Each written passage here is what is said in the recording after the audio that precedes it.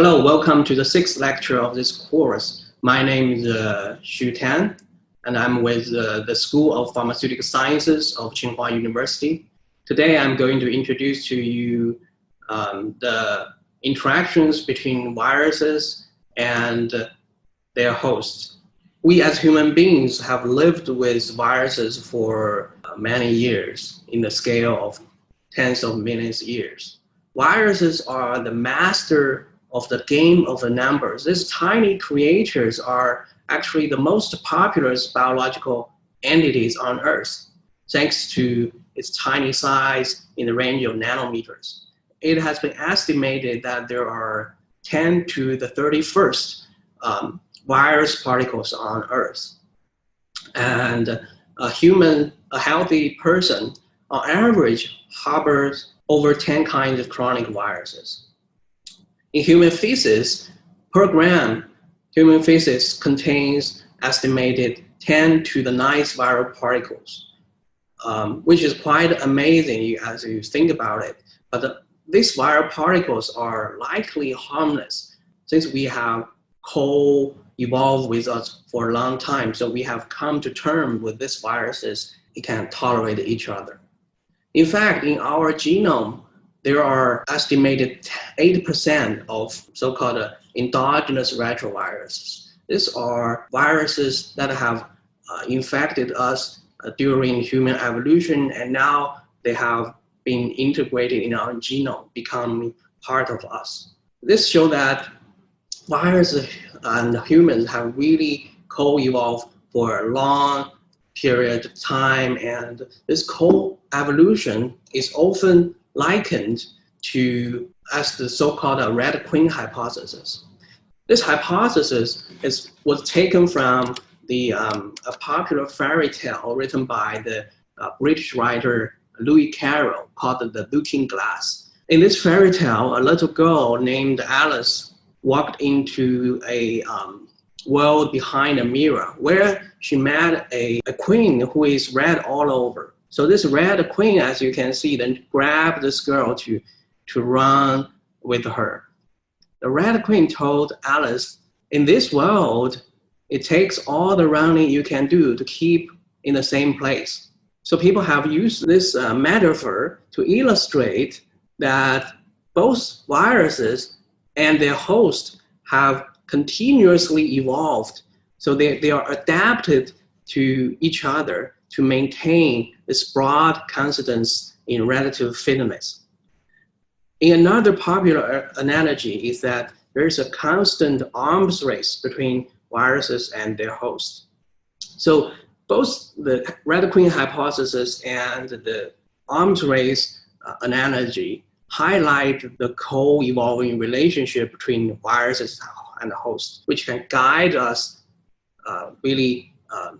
to study the virus-host interaction. So my following lectures can be divided into three parts. First, I'm going to talk about the dependence of virus infection on host cells. Viruses rely on the cellular machinery to replicate. So recent studies have really revealed hundreds of human genes as key viral host factors. So I call this the receiving part of this lecture, basically how our cells receive or enable viral infection. Second part, I'm going to talk about the antiviral defense of human cells, which can classify into innate immune defenses and adaptive immune defenses to try to contain the viral infection. This is what I call the resisting part of this relationship. The third part, I'm going to touch on the drug discoveries based on the viral dependence as well as the immune responses. Basically, I call this the resetting part of this relationship. We try to reset or even to contain or even stop the viral infection and the related pathogenesis. So first, I'm going to talk about the receiving part, how viruses build their life cycle based on human hosts. Here, first, let's delve into a cell and take a look at how a virus infect and replicate itself. So here I'm using SARS virus as an example. So COVID-19, since it's less well studied, but its life cycle is believed to be quite similar to SARS.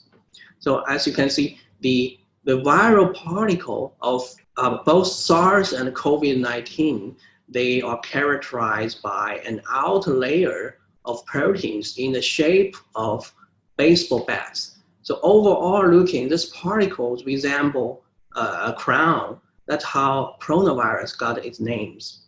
So the spike protein sticking out from the viral particle, and that protein is a key for the attachment of the virus to the cell, host cell, to the surface of the cell that they're going to infect. So-called spike protein, this baseball bat-like protein of the viruses, bind to a cell surface protein named angiotensin converting enzyme 2, or ACE2. And this binding then promote the engulfing, or the so-called endocytosis of the viral particle by the cells. Basically, this cellular membrane basically invaginate to form a bubble. This is so-called the endosome, which enwraps the viral particle inside. After being engulfed, the virus membrane is somehow fused with the endosome membrane, which then opens up a hole so that the RNA genome of the coronavirus can be released into the cells. Coronaviruses are positive sense single-stranded RNA virus, so which means that their RNA genome can be used as a messenger RNA for protein translation. Also, this RNA is the template for its genome replication. So with the help of the so-called RNA-dependent RNA polymerase of the virus, encoded by the virus, the positive sense RNA is first transcribed into a negative sense RNA, is again transcribed into positive sense genomic RNA, as well as other messenger RNAs, thereby replicating the RNA genome of the virus. And this messenger RNAs are then translated with the help of host cell ribosome into new viral proteins. And then these new viral proteins are processed and assembled with the new RNA genome to generate new viral particles, which are subsequently released from the cells through a process that's like the reverse of endocytosis. Basically, they form a bubble inside, and then this bubble is released outside of the cell so that the viral particle can get out of the cell and initiate another round of the infection. As I mentioned, the first step of the virus life cycle is the binding of the spike protein to the ACE2 receptor. Here, I'm showing you this crystal structure of the so-called receptor binding domain of the spike protein, basically the part of the virus spike protein that is responsible for binding to its host cell receptor. So basically, you can think of the receptor were first the receiving dock of this virus particle. As shown, the receptor is shown in green here. As you can see, the viral spike protein have extensive interaction with its receptor, providing a high affinity binding between these two proteins, which is really key to the entry of the virus into the cells. And given this is the first step of the life cycle, this binding has been extensively studied, and it is also the target of many potential antiviral therapies, such as you heard, neutralizing antibodies or even other soluble proteins, which are aimed at disrupting this interaction so that the viruses can no longer enter the cells, stop the infection process at the very beginning.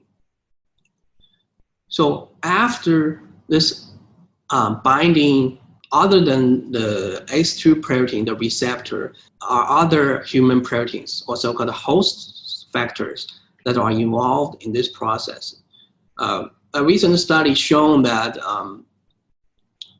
for COVID-19, or the virus also called SARS-CoV-2, just like SARS virus, a human protease called TMPRSS, which also is a membrane protein sitting on the surface of the cell membrane. It's actually very important for the activation of the spike protein. Basically, it digests the viral protein to activate it, viral spike protein to activate it.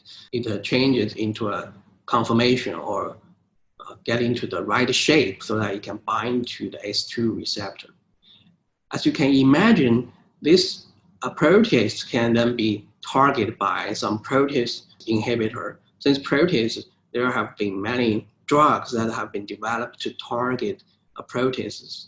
Actually, it has been shown that protease inhibitors can block the activity of this TMPRSS enzyme, can actually inhibit the entry of the COVID-19 into the cells. So this is another example that we can target this entry process to inhibit viral infection. As I just mentioned, after this binding between the spike protein to the receptor, which is the first engaging activity between the virus and the cells, then this binding then triggers the endocytosis. The cellular membrane then invaginated to form this bubble, which wraps the viral particle inside. This bubble then migrates through the cytoplasm, where it gradually got acidified. But basically, its pH is decreased gradually, and this decrease of pH then triggers the fusion of the viral membrane with the endosome membrane, which then release the viral genome into the cytoplasm. That's how the virus enters the cells.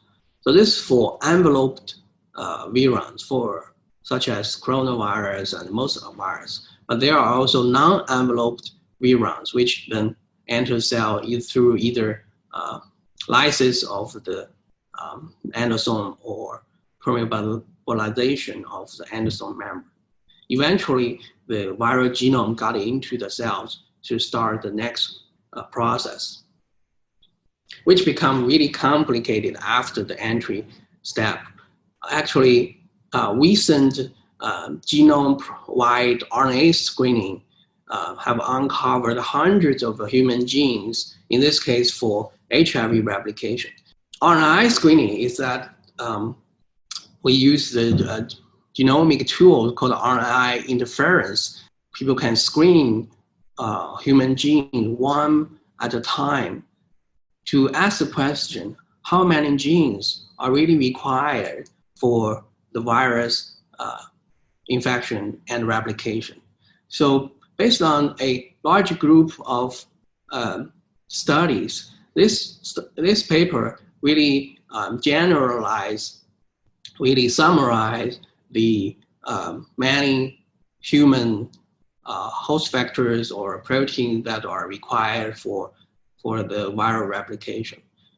As you can see, that the endocytosis and nuclear import, how the HIV DNA got into the nuclease, and the integration of the viral genome into the host chromosome, as well as the transcription, mRNA processing, and the export of RNA from the nucleus back into the cytoplasm, and protein translation, and as well as release.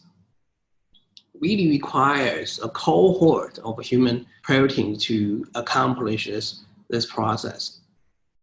as you can imagine, if we can use genetic perturbation to inhibit these genes, and that eventually lead to inhibition of viral replication.